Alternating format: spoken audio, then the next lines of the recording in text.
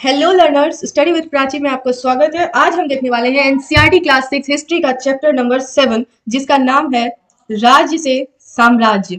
तो क्या आपने कभी ऐसे साम्राज्य के बारे में सुना है जो भारत के सबसे बड़े राज्य में बदल गया हो? एक ऐसा साम्राज्य जिसमें था एक शक्तिशाली राजा, एक समर्थ मंत्री और एक राजा जो युद्ध से शांति की तरफ बढ़ गया। तो चलिए सुनते हैं एक जबरदस्त कहानी मौर्य साम्राज्य की और उस राजा की जिसे दुनिया में अशोका द ग्रेट से जाना गया। तो कॉपी और पेन लेके बैठना, क्योंकि आपको पता है कि एनसीईआरटी का कोई भी लाइन किसी भी एग्जाम में कभी भी पूछ दिया जाता है, फिर चाहे वो आपका क्लास 6 का एनुअल एग्जाम हो या फिर एसएससी, स्टेट पीएससी या यूपीएससी जैसे कॉम्पिटिटिव एग्जाम। तो पहले मैं आपको हमेशा की तरह समरी दूंगी और फिर हम लाइन बाय लाइन एनसीईआरटी का देखेंगे। तो सब कुछ शुरू होता है, आपको ये कहानी, ये चैप्टर सब कुछ शुरू होता है मगध से। मगध मगध क्या, जैसे कि मैंने आपको पिछले चैप्टर में बताया था कि मगध क्या है। मगध एक महाजनपद था, ठीक है। वहां से यहीं से उठे कौन? चंद्रगुप्त मौर्य, एक आम लड़का जो बना भारत का पहला सम्राट, जिसकी कहानी हम आज इसमें देखने वाले हैं। और इस सफर में उनका साथ पता है किसने दिया? एक आम लड़का जो भारत का पहला सम्राट बना, उनका साथ देने वाले थे चाणक्य, जिन्हें कौटिल्य भी कहा जाता है। जो कौन थे? एक बहुत ही ज्ञानी और तेज मंत्री थे। उन्होंने एक किताब भी लिखी जिसका नाम है अर्थशास्त्र, जिसमें लिखा था कि राजा कैसे राज्य चलाए, ठीक है। चंद्रगुप्त ने नंद वंश को हराया और बन गया एक महान सम्राट, मौर्य वंश का फाउंडर। तो ये एक बहुत ही इंपॉर्टेंट क्वेश्चन है कि मौर्य वंश का फाउंडर कौन था? चंद्रगुप्त मौर्य, ठीक है। चंद्रगुप्त के बाद आया बिंदुसार और उसके बाद आया अशोक। मौर्य साम्राज्य इतना बड़ा था कि नॉर्थ में हिमालय से लेकर साउथ से के कर्नाटका तक, ठीक है, और ईस्ट के बंगाल से लेकर वेस्ट के अफगानिस्तान तक। आप सोच रहे हो एक ही राजा के अंदर इतना बड़ा देश। साम्राज्य को चलाने के लिए था एक मजबूत एडमिनिस्ट्रेशन, ठीक है। तो एक राजा इतना बड़ा देश कैसे चलाते थे? तो क्योंकि उनके पास एक बहुत ही मजबूत एडमिनिस्ट्रेशन था, अलग अलग गवर्नर था, हर जगह के लिए उन्होंने अलग अलग गवर्नर रखा था और हर जगह तक पहुंचने वाला संदेश व्यवस्था थी, ठीक है।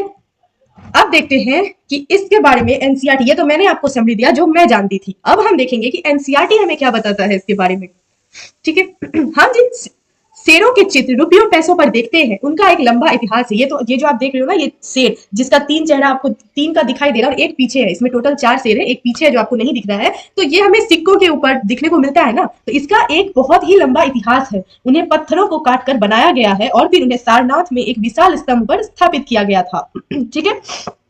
ये सारनाथ के बारे में और इस कहानी के बारे में तो तुमने अध्याय 6 में हल्का इंट्रोडक्शन लिया है, ब्रीफ इंट्रोडक्शन तो तुम्हें मिला है। इतिहास के महानतम राजाओं में से एक अशोक के निर्देश पर इसके जैसे कई स्तंभ और पत्थरों का अभिलेख उत्कीर्ण किए गए। इसके पहले कि हम यह जाने कि इन अभिलेखों में क्या लिखा है, यह समझने की कोशिश करें कि उनके राज्य को साम्राज्य क्यों कहा गया, ठीक है। तो अशोक जिस साम्राज्य पर शासन करते थे उसकी स्थापना उनके दादा चंद्रगुप्त मौर्य ने लगभग 2300 साल पहले की थी। चाणक्य या कौटिल्य नाम के एक बुद्धिमान व्यक्ति ने चंद्रगुप्त की सहायता की थी। चाणक्य के कई विचार हमें अर्थशास्त्र नाम की किताब में मिलते हैं। आप देख लो, तभी से मैंने जितनी लाइन बोली है हर लाइन अपने आप में एक क्वेश्चन है, ठीक है। तो सबसे पहले फाउंडर कौन हो गया मौर्य साम्राज्य का? चंद्रगुप्त मौर्य। आज से लगभग 2300 साल पहले उन्होंने इसकी स्थापना की, ठीक है। चाणक्य या जिन्हें हम कौटिल्य भी बोलते हैं, वह इस साम्राज्य के मंत्री थे जो चंद्रगुप्त की सहायता की थी इस इतने बड़े साम्राज्य को चलाने में, बनाने में, ठीक है। चाणक्य ने एक बहुत ही इंपॉर्टेंट बुक लिखा था जिसका नाम था अर्थशास्त्र, जिसमें क्या लिखा था कि राज्य, कोई भी राजा राज्य को कैसे चलाएगा, ठीक है। साम्राज्य में बहुत सी नगरें थी, ठीक है। ये जो साम्राज्य था इसमें बहुत सी नगर थी जो मानचित्र में उन्हें काले बिंदुओं से दिखाया गया है। ये मैप में जितने भी काले डॉट से दिखाए गए हैं, ये जो आप देख रहे हो, एक मिनट, ये जो आप देख रहे हो ना, एक काला डॉट यहाँ है, एक काला डॉट यहाँ है, एक काला डॉट यहाँ है, ये सब नगर उसी साम्राज्य के अंदर आता था। तो जैसे तक्षशिला, उज्जैन, पाटलिपुत्र, ठीक है, और होगा नीचे, नहीं, इसमें सिर्फ यही 3 आपको बताया गया। ये 3 नगर जो है वो कहाँ आता था? मौर्य साम्राज्य के अंदर आता था, ठीक है। अगर आपसे ये क्वेश्चन पूछ दिया जाए कि मौर्य साम्राज्य के अंदर आने वाले 3 नगर के नाम बताओ, तो आप आराम से बता सकते हो, एक तक्षशिला, एक उज्जैन और एक पाटलिपुत्र। याद रहेगा, ठीक है। अब यहाँ पे क्या दिया हुआ है, इनमें साम्राज्य की राजधानी पाटलिपुत्र, उज्जैन और तक्षशिला जैसे नगर प्रमुख थे। उस समय साम्राज्य की राजधानी क्या थी? पाटलिपुत्र थी, ठीक है। तक्षशिला उत्तर पश्चिम और मध्य एशिया के आने जाने का मार्ग था, ठीक है। दूसरी तरफ उज्जैन उत्तरी भारत से दक्षिणी भारत जाने वाले रास्ते में पड़ता था। शायद नगरों में व्यापारी, सरकारी अधिकारी और शिल्पकार रहा करते थे। ठीक है। साम्राज्य के बहुत बड़े क्षेत्रों में किसानों और पशुपालकों के गांव बसे हुए थे। मध्य भारत जैसे इलाकों में ज्यादातर हिस्सा जंगलों से भरा हुआ था। वहां पर लोग फल फूल का संग्रहण और जानवरों का शिकार करके जीवन चलाते थे। साम्राज्य के अलग अलग इलाकों में लोग भिन्न भिन्न भाषाएं बोलते थे। वे लोग शायद अलग अलग प्रकार का भोजन करते थे और यहाँ तक कि अलग अलग किस्म की पोशाक पहनते थे। अब है कि राज साम्राज्य से कैसे भिन्न है। राज्य और साम्राज्य में क्या डिफरेंस है, ये यहाँ पे आपको बताया गया है। क्योंकि साम्राज्य राज्यों से बड़े होते हैं और उनकी रक्षा के लिए बड़ी सेनाओं की जरूरत होती है, इसलिए सम्राटों और राजाओं की तुलना में ज्यादा संसाधन की जरूरत होती है। इसी कारण उन्हें बड़ी संख्या में कर इकट्ठा करने वाले अधिकारियों की जरूरत होती है। ठीक है। तो वो जो साम्राज्य था उसका प्रशासन क्या था, कैसे था, क्या काम करता था। मौर्य साम्राज्य बहुत बड़ा था, इसलिए अलग अलग हिस्सों पर अलग अलग ढंग से शासन किया जाता था। पाटलिपुत्र और उसके आसपास के इलाकों पर सम्राट का सीधा नियंत्रण था। इसका मतलब यह हुआ कि इस इलाकों के गांवों और शहरों के किसानों, पशुपालकों, शिल्पकारों और व्यापारियों से कर इकट्ठा करने के लिए राजा अधिकारियों की नियुक्ति करता था। जो राजा के आदेशों का उल्लंघन करते थे, अधिकारी उनको सजा भी देते थे। इनमें से कई अधिकारियों को वेतन भी दिया जाता था। संदेश वाहक एक जगह से दूसरी जगह घूमते रहते थे और राजा के जासूस अधिकारियों के कार्यकलाप पर नजर रखते थे। इन सबके ऊपर सम्राट था, जो राज परिवार एवं वरिष्ठ मंत्रियों की सहायता से सब पर नियंत्रण रखता था। मौर्य साम्राज्य के भीतर कई छोटे क्षेत्र या प्रांत थे। इन पर तक्षशिला या उज्जैन जैसी प्रांतीय राजधानियों से शासन किया जाता था। कुछ हद तक पाटलिपुत्र से इन क्षेत्रों पर नियंत्रण रखा जाता था और अक्सर राजकुमारों को वहां का राजपाल बनाकर भेजा जाता था। लेकिन ऐसा लगता है कि इन जगहों पर स्थानीय परंपराओं और नियम को ही माना जाता था।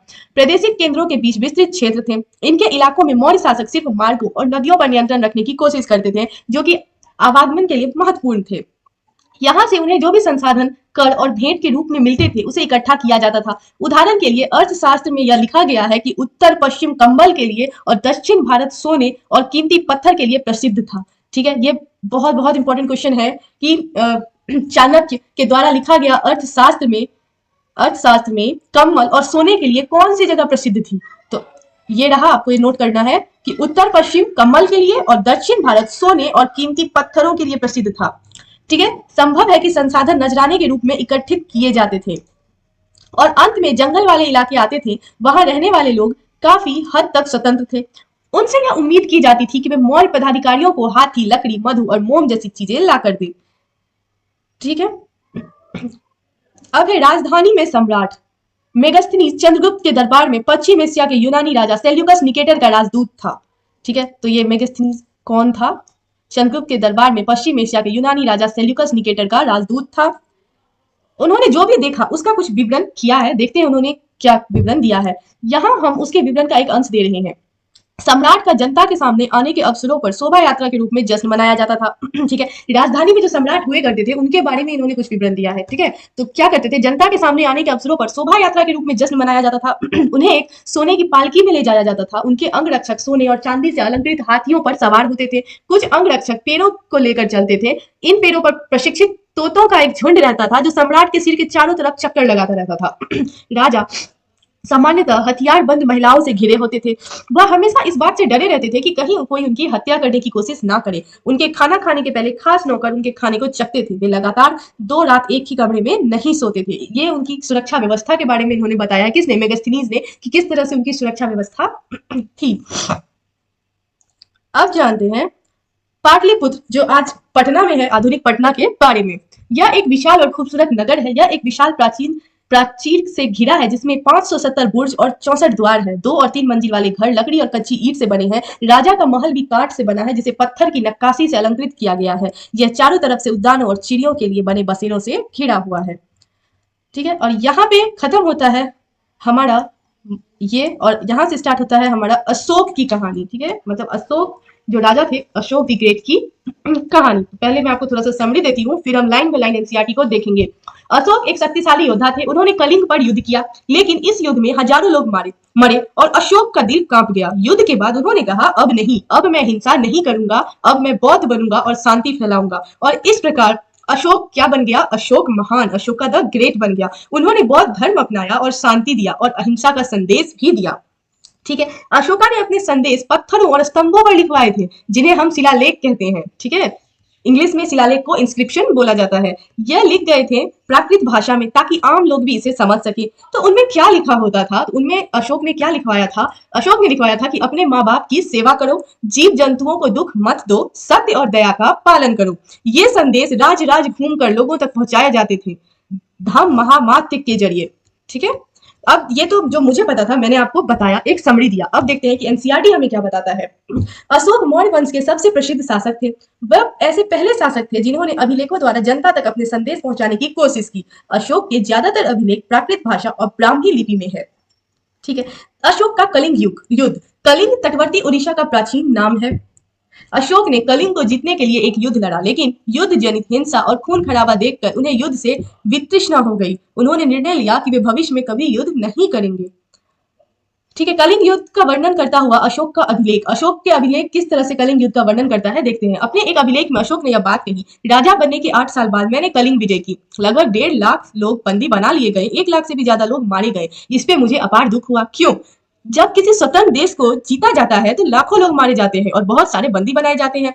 इसमें ब्राह्मण और शवन भी मारे जाते हैं। जो लोग अपने सगे संबंधियों और मित्रों को बहुत प्यार करते हैं तथा दासों और मृतकों के प्रति दयावान होते हैं, वे भी युद्ध में या तो मारे जाते हैं या अपने प्रियजन को खो देते हैं।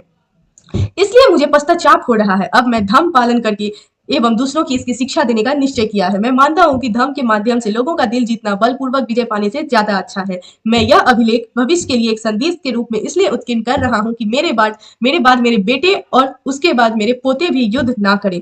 इसके बदले उन्होंने यह सोचना चाहिए कि धर्म को कैसे बढ़ाया जाए। ठीक है, धर्म क्या है? सबसे पहला क्वेश्चन यहाँ से उठता है कि ये जो बार बार अशोक अपने अभिलेख में धर्म वर्ड ला रहे हैं, ये धर्म क्या है? तो धर्म का संस्कृत शब्द है। ठीक है, हिंदी में जिसको आप धर्म बोलते हो ना, धर्म, उसी का संस्कृत शब्द है धम्म। ठीक है, तो ये अशोक के अभिलेख आपने देखा कि कलिंग युद्ध के बारे में उन्होंने अपने अभिलेख पे क्या लिखा था।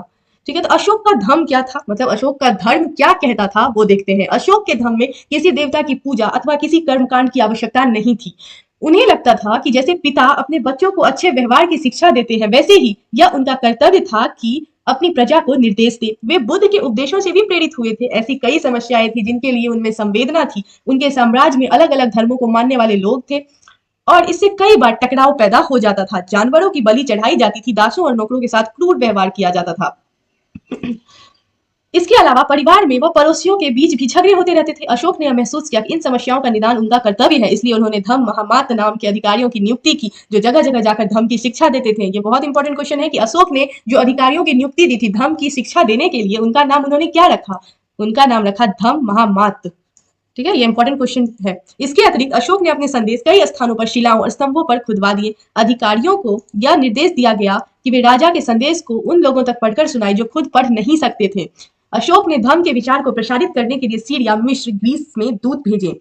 अपने पुत्र महेंद्र और पुत्री संघमित्रा को इसी कार्य हेतु उसने श्रीलंका भेजा। आपसे ये क्वेश्चन पूछा जा सकता है कि अशोक ने श्रीलंका किसे भेजा था धर्म के विचार को प्रसारित करने के लिए? तो अपने पुत्र और पुत्री को भेजा था, जिसमें उसके पुत्र का नाम था महेंद्र और पुत्री का नाम था संघमित्रा।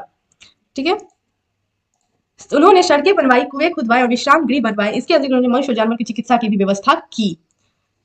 अपने प्रजा के लिए अशोक ने क्या संदेश दिया था? लोग विभिन्न अवसरों पर अनुष्ठान करते हैं। उदाहरण के लिए जब वे बीमार होते हैं तब उनके बच्चों का विवाह होता है। बच्चों के जन्म बीमार होते हैं जब उनके बच्चों का विवाह होता है। बच्चों के जन्म पर और जब यात्रा शुरू करते हैं तब वे तरह तरह के अनुष्ठान करते हैं। ये कर्मकांड किसी काम के नहीं। इसके बदले यदि लोग दूसरी रीतियों को माने तो वह ज्यादा फलदायी होंगी। ये अनेक प्रकार की रीतियां क्या है? ये है अपने दासों और नौकरों के साथ अच्छा व्यवहार करना, बड़ों का आदर करना, सभी जीव पर दया करना और ब्राह्मणों तथा श्रमणों को दान देना। अपने धर्म की प्रशंसा या दूसरे के धर्म की निंदा करना, दोनों ही बातें गलत है। हर किसी को दूसरे धर्म का आदर करना चाहिए। यदि कोई अपने धर्म की बड़ी बड़ाई और दूसरों के धर्म की बुराई करता है तो वह वास्तव में अपने धर्म को ज्यादा नुकसान पहुंचा रहा है। इसलिए हर किसी को दूसरे के धर्म के प्रमुख विश्वासों को समझने की कोशिश करते हुए उनका आदर करना चाहिए। ये था अशोक का अपने प्रजा के लिए संदेश।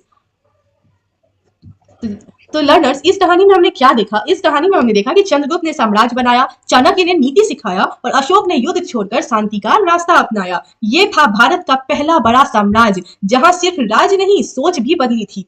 ठीक है, तो और यहाँ पे आपको क्या लगता है अगर अशोक आज होता तो दुनिया में और क्या बदल जाता? तो आप ये चीज आपको जो लगता है ये थाउट अपना मुझे कमेंट में बताओ और वीडियो को लाइक करो, शेयर करो और सब्सक्राइब तो बिल्कुल ही करो। जल्दी से चैनल सब्सक्राइब करो। मिलते हैं नेक्स्ट कहानी में एक नए युग के साथ। तब तक के लिए हैप्पी लर्निंग।